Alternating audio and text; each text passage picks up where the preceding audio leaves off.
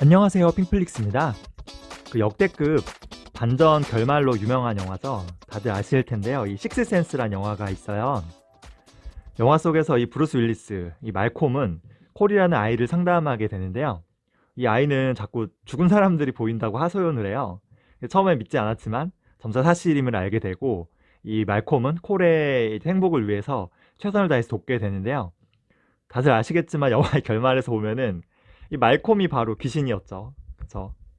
그래서 자신이 죽었다는 것도 모른 채 이 죽은 사람들이 자꾸 보인다는 이 콜을 안타까워하는 이 영화 속 말콤처럼, 이 투자자인 우리들도요, 우리들 이 스스로는 잘 알지 못한 채 지금 시장은 어떠니, 그리고 뭐 금리가 어떠니, 뭐 인플레가 어떠니, 이렇게 자꾸 너무 이 외적인 요소에만 집착하는 게 아닐까 싶어요. 진짜 중요한 거는 우리 자신이거든요. 소크라테스도 너 자신을 알라고 했잖아요. 투자에서도 우리 자신만큼 중요한 건 없어요. 최근 이제 뭐 인플레에 대한 우려로 시장이 좀 조정이 왔는데요. 이게 주가의 고점 꼭대기에 투자하신 분들은 지금 손실 나서 좀 괴로워하시는 분이 많은 것 같은데, 이럴 때일수록 내가 어떤 투자 성향의 사람인지 확실히 이 나 자신에 대한 좀 공부와 좀 고민이 좀 필요할 것 같아요. 잠시 계좌에 이렇게 손실은 당연히 날 수 있거든요. 근데 이게 손실 났다고 너무 막 안절부절하고 막 일도 손에 안 잡히고요. 너무 고통스러워서 밤에 잠도 제대로 잘 수 없다면은, 이런 분은 사실 주식 투자에 맞지 않는 분이기 때문에 그냥 투자를 안 하는 게 차라리 더 행복할 수도 있어요.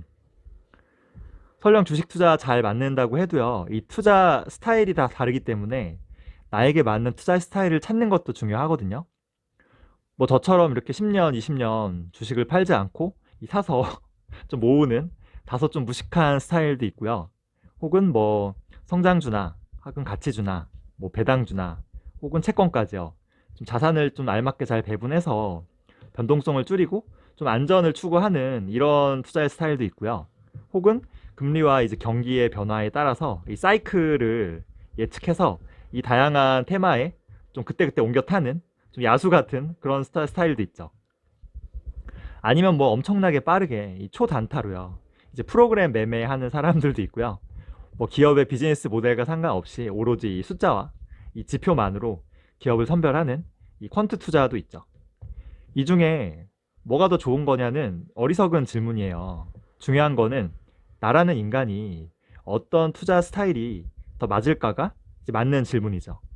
내가 이제 스트레스 같은 거 받지 않고 마음 편히 발 뻗고 잘 수 있으면서 좀 오랫동안 장기 투자할 수 있는 그런 투자 스타일을 찾는 게 중요하거든요. 그 자신만의 투자 스타일을 찾는 거에 중요한데, 가장 나쁜 건 뭐냐면은 이 투자 스타일을 자꾸 바꾸는 거예요. 뭐 이랬다가 저랬다가 다시 이랬다가 이랬다가. 예를 들면은 저처럼 뭐 10년, 20년 나는 이렇게 모아가는, 팔지 않고 모아가는 투자를 해야지 했는데 나중에 좀 불안한데? 그래서 여러 자산으로 이제 배분하는 스타일을 바꾼 거죠. 근데 또 이거 재미가 없어. 그래서 사이클에 따라서 여기저기 옮겨 타는 섹터를 오가는 투자로 바꿨다가 결국은 난 그냥 초단타 해야겠다. 모니터 앞에서만 이렇게 시세 보면서 죽치고 있게 되고요. 계속 이렇게 투자 스타일을 바꾸는 동안 자산은 녹아내려서 반토막이 되게 일수죠. 만회하려고 더 이제 큰 도박을 하기도 하고, 이게 되게 흔한 패턴이거든요. 내 자신이 어떤 이 투자의 성향을 가진 사람인지, 그리고 어떤 이 투자 스타일이 나에게 맞는 건지, 그리고 이 흔들리지 않고 이 장기간 이런 투자 스타일을 좀 유지할 수 있는지, 이런 것들을 잘 공부하고 고민하는 시간이 되었으면 좋겠어요. 두 번째로 이제 성향도 중요하긴 한데요. 또 못지않게 중요한 게 뭐냐면은 이 재무제표예요. 우리가 주식에 투자할 때 기업의 재무제표도 보듯이 우리 스스로의 이제 개인 이 재무제표를 한번 작성해 줄 필요가 있어요. 예를 들면 뭐 부동산, 혹은 이 주식, 혹은 은행 예금 등 이 전체 자산이 얼마인지, 여기에서 이제 부채를 뺀, 대출을 뺀 이제 순자산은 또 얼마인지, 순자산에서 이런 부동산, 주식, 예금의 이 비중이 각각 어떻게 되는지, 매월 소득이 얼마고요, 또 지출은 얼마고, 그래서 이 저축액은 얼마가 되는 건지, 이런 것들을 좀 아예 모르고 생각 없이 그냥 투자하시는 분도 많거든요. 이거는 기업의 재무제표를 보지 않고 투자하는 것과 똑같아요. 근데 기업의 재무제표보다 사실 우리 스스로의 재무제표가 훨씬 더 중요하거든요. 좋은 기업의 재무제표가 뭘까요? 꾸준히 매출과 그죠? 이익이 성장하고요. 그리고 이 이익으로 쌓인 잉여 현금, 이 현금으로 미래에 잘 투자하는 거잖아요. 이게 개인도 똑같아요. 이게 개인의 매출이 소득이죠. 소득과 그리고 매월 저축 금액이 계속 증가하고요. 이 잉여 현금으로 미래에 꾸준히 성장할 수 있는 좋은 자산에 투자하는 거거든요. 이게 똑같아요. 개인이나 기업이나. 그래서 매출이 가장 중요하다고 했는데 개인으로 보면 이건 소득이잖아요. 그러니까 소득이 계속 늘어날 수 있도록 사실 본업에 집중하는 게 가장 중요해요. 사실은 투자보다 이게 더 중요하죠. 여기에서 이제 뭐 내 소비에서 좀 비효율적인 낭비나 과지출은 없는지, 그로 인해서 매월 이제 저축액을 혹시 늘릴 수 있는지, 이게 기업으로 치면 영업이익을 늘리는 거죠. 그래서 매월 이 저축액이 좋은 자산에 잘 투자되고 있는지, 그 전체 자산은 효율적으로 잘 배분되어 있는지, 이런 것들을 주기적으로 체크하고 이 점검해야 되거든요. 흔히 이거를 재무설계라고도 하죠. 근데 이게 굉장히 중요한 것인데 한국에서는 이쪽으로 좀 전문가라고 자칭하는 사람들이 결국은 이 보험 세일즈만을 목적으로 하고 있거든요. 그래서 이게 좀 안타까운 일이죠. 그래서 내 그 자신의 재무제표는 누구에게 의지하지 말고요. 스스로 한번 작성해 봐야 돼요. 그리고 주기적으로 점검도 해야 돼요. 저도 뭐 분기에 한 번씩 잘 정리하고요. 일부를 좀 공유하기도 하는데요. 이게 제 자산 배분함에 있어서 도움이 많이 되거든요. 제가 주식을 매수할 때 늘 이 자산 배분 시트를 보면서 판단하거든요. 마지막 세 번째는 이 투자하는 그 돈의 이 목적을 정하는 거예요.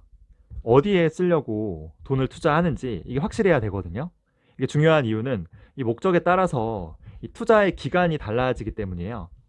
예를 들어 뭐 1년 후에 나는 새 차를 사야겠다. 아니 뭐 전세금을 올려줘야겠다. 이거와 이 수십 년 뒤에 이제 그 은퇴 후에 자금을 모으는 거는 당연히 이건 다를 수밖에 없거든요. 기간이 너무 차이가 나다 보니까. 대부분의 투자자들은 이런 목적이 없죠. 그냥 투자했다가 수익 좀 좋으면 그때 빼야지라는 되게 아니라는 생각이 대부분이에요. 근데 항상 투자하면요 보통 이 성과가 별로 좋지 않을 때 그때 돈 쓸 일이 생겨요. 아니면은 딱 돈 쓸 일이 생겼을 때 하필이면 그때 수익이 안 좋거나. 솔직히 저는 2, 3년 내에 만약에 이게 필요한 돈이라고 하면은 이거는 주식에 투자하면 안 된다고 생각하거든요. 최소한 5년 정도는 장기 투자할 수 있는 돈으로만 주식에 투자하는 게 맞지 않을까 싶어요. 알다시피 지난 수백 년간의 이 주식 수익률을 보면요. 투자 기간이 길면 길수록 이 손실 볼 확률은 거의 0%로 내려가거든요. 그런 의미에서 가장 이 적극적으로 이 주식에 투자하기 좋은 돈은 수십 년 뒤에 필요한 이 은퇴 자금을 목적으로 하는 투자죠. 근데 이게 우리나라는 이게 반대가 되어 있어요.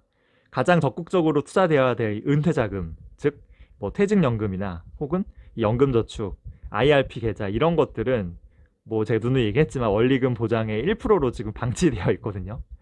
대부분의 사람들이 하는 이 주식 투자는요. 수십 년 뒤가 아니고 고작 뭐 몇 년이나 그죠? 혹은 몇 주도 있어요. 심지어 당장 내일의 수익을 목표로 하는 사람들도 있거든요. 이게 참 장기는 1%로 방치하고 단기로 이렇게 주식 수익을 노리는 좀 안타까운 상황이에요. 아무리 좋은 기업에 아무리 또 좋은 가격으로 잘 투자했다 하더라도요. 마침 내가 수익률이 하필이면 별로 안 좋을 때 돈이 필요해지면은 이거 결론적으로 좋은 투자가 될 수 없거든요. 반면에 내가 투자하는 이 목적을 정확하게 정하고 거기에 맞게 이 장기적인 이 목표로 투자하면요.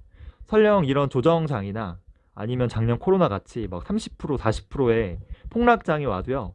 뭐 나는 아직 돈 쓸 필요하지 않은데 이게 싸게 오히려 주식을 살 수 있는 기회거든요. 마음이 편안하죠. 내가 투자하는 돈의 이 목적에 대해서 한번 고민해 봐야 될 것 같아요. 흔히 목적은 뭐 결혼 자금, 그죠? 그리고 자동차를 산다거나 집을 구매한다거나 자녀 교육도 있고요. 뭐 은퇴 자금 이런 것들이 있는데 이런 인생의 여러 이벤트들에 대해서 장기적인 좀 계획을 세워 봐야 돼요. 물론 이 모든 거를 완벽하게 준비할 수는 이건 불가능해요. 그래서 우선순위를 정해서 잘 배분하는 게 중요하거든요. 근데 보통 존리 대표가 얘기한 것처럼 항상 이 앞단에 결혼, 차, 집, 교육 여기에 다 그냥 올인하다 보니까 마지막에 있는 이 은퇴 자금에 너무나 부실해지는 경우가 많거든요. 그러니까 이걸 좀 주의해야겠죠. 제가 세 가지 얘기했는데요. 내 투자 성향을 잘 파악하자. 또 어떤 스타일이 맞는지 이런 것들을 잘 파악하자. 두 번째, 자산이나 그리고 부채, 그리고 소득, 그리고 저축을 얼마 할 수 있는지 이런 이 재무제표를 잘 만들어 보자. 내 스스로의 재무제표. 그리고 세 번째는 돈의 목적을 분명히 하자. 그래야 장기적인 계획을 세울 수 있죠.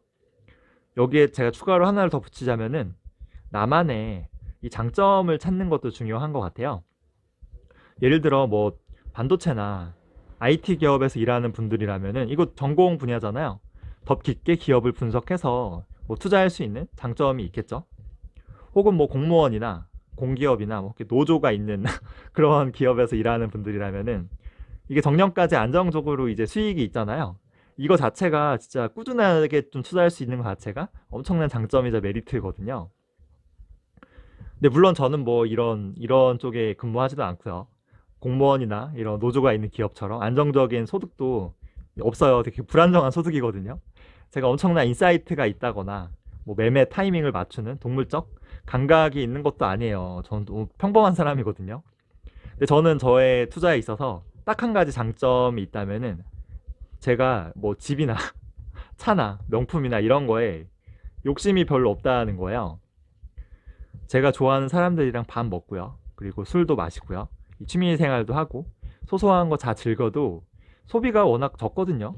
제가 한 달에 이 100만 원도 안 쓸 때가 많아요. 제가 만약에 최악의 경우 지금의 소득이 다 없어지는 거예요. 그렇다고 하더라도 100만 원쯤은 제가 어떻게든 좀 벌 수 있을 것 같거든요. 제가 몸이 아직은 건강한 한 20년까지는 지금까지 투자한 이 주식을 건들지 않고 계속 보유할 수 있는 거예요. 제가 지금부터 추가로 저축을 만약에 하지 않는다고 해도 지금 자산만으로 연 10%로 잘 굴린다면은 20년 뒤 제 자산은 지금의 7, 8배가 돼 있고요. 저는 평생 이제 돈 걱정할 필요가 없어요. 제가 10년, 20년간 주식을 뭐 매도 없고 자꾸 모으기만 하는 이런 무식한 스타일을 고수하는 이유도 이게 그나마 제가 가장 잘할 수 있는 투자이기 때문이에요. 투자에 있어 저에게 유일한 무기는 시간이라고 할 수 있죠. 저는 10년, 20년 기다릴 수 있어요. 특별히 뭐 목돈 나갈 일도 없고요. 그래서 저는 대출도 없거든요. 그리고 저한테 빨리 수익 내라고 뭐 압박하거나 스트레스 주는 사람도 없죠. 소비도 원체 적고.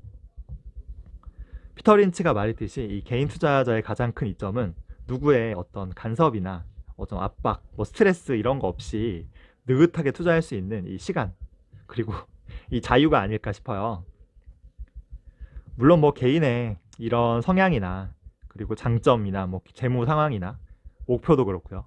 이런 플랜은 저마다 다 다르겠죠. 자신만에 맞는 이런 투자 스타일과 전략을 찾는 게 중요하고요. 아까 얘기했다시피 뭐 시장이 어쩌니, 금리가 어쩌니, 인플레가 어쩌니 이런 외부 요인보다 일단은 이 나 자신부터 먼저 공부하는 게 이게 중요하다는 거를 명심해야 돼요. 자기가 귀신인지도 모르고 그죠? 귀신한테 시달리는 이 코를 안타까워하는 이 브루스 윌리스를 기억해야 되죠. 자기 자신도 모르면서 자꾸 이런 외부 요인들로 인해 투자가 잘 되지 않는다고 불평하는 어리석은 인간이 되면 안 돼요. 그런 면에서 영화 콜에서 이 대사가 의미심장하거든요. 귀신은 자기가 보고 싶은 것만 봐요. 우리도 우리 스스로에 대해서는 알려고 하지 않고요. 이게 중요한데 우리가 보고 싶은 것만 자꾸 보려고 그러고 이 듣고 싶은 것만 자꾸 들으려 하는 건 아닌지 한번 좀 스스로를 뒤돌아보는 시간이 되었으면 좋겠어요. 준비한 내용은 여기까지고요. 좋아요, 구독 꼭 눌러주시고요. 제가 좀 본의 아니게 영화를 스포하긴 했는데 이걸 알고 있더라도 굉장히 훌륭한 영화이기 때문에 한 번쯤 보셨으면 좀 좋겠습니다.